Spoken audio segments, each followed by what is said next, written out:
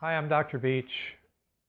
A lot of patients have pain in their low back, and low back means kind of a big area. It can be the lumbosacral joint, the SI joints.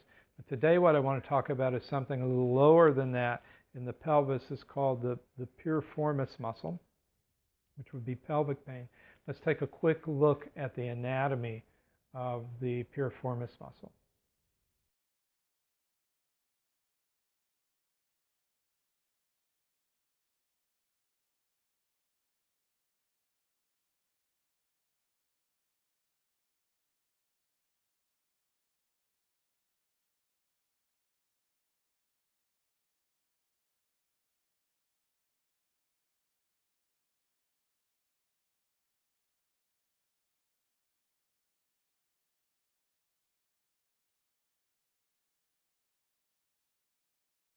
So as you can see, the piriformis muscle is a muscle that attaches to the hip joint, so the femur head, and then comes across and attaches into the sacrum.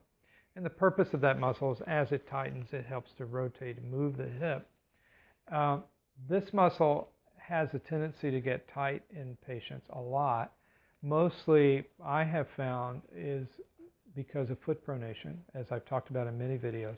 As the feet pronate, the feet roll in, the knees roll in this way, the hips roll in that way. And so as the hip rolls in, we have this piriformis muscle here. Hip rolls in, that muscle gets pulled or stretched. And that chronic stretching of the muscle reduces the circulation in the area, and that means that toxins that are flowing through the muscle, through the bloodstream, through the circulatory system, will accumulate in any area of reduced circulation, typically at the origin and insertion of the muscle. In other words, where it's attaching, where it's originating from the sacrum and then attaching into the hip. Those points of attachment are the most reduced circulatory areas, and so when it's stretched, they become very, very tight. And so toxins will accumulate there and inflame it and create trigger points. So very, very common when a patient has low back pain.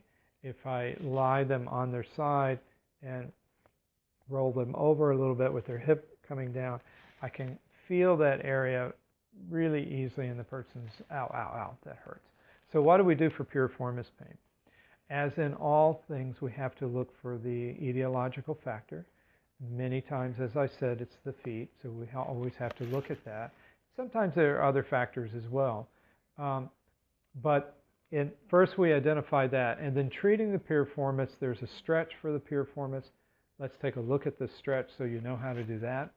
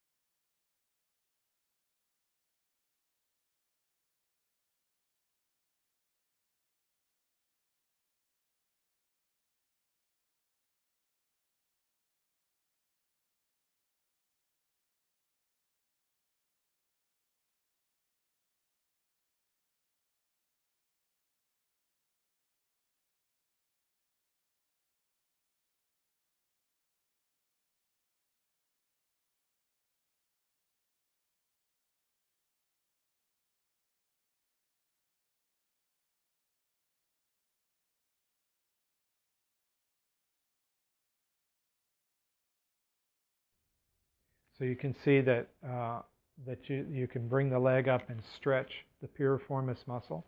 That helps.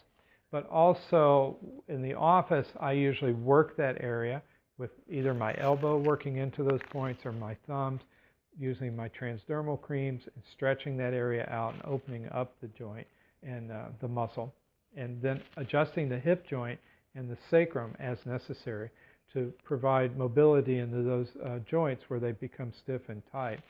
And then at home, I have my patients I like to use the pain-free cream, which we have a new name for now, which I'll put up on the video here.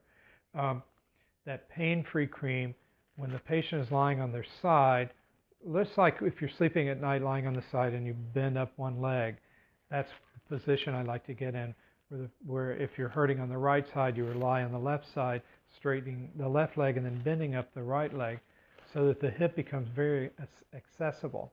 And then just putting that cream on the piriformis muscle and rubbing it in, massaging it a little bit, and then swiping it from the sacrum to the hip 7 times. Doing that twice a day really helps to relax the muscle and get rid of those trigger points. So that's something that can be done at home to help treat that area as well.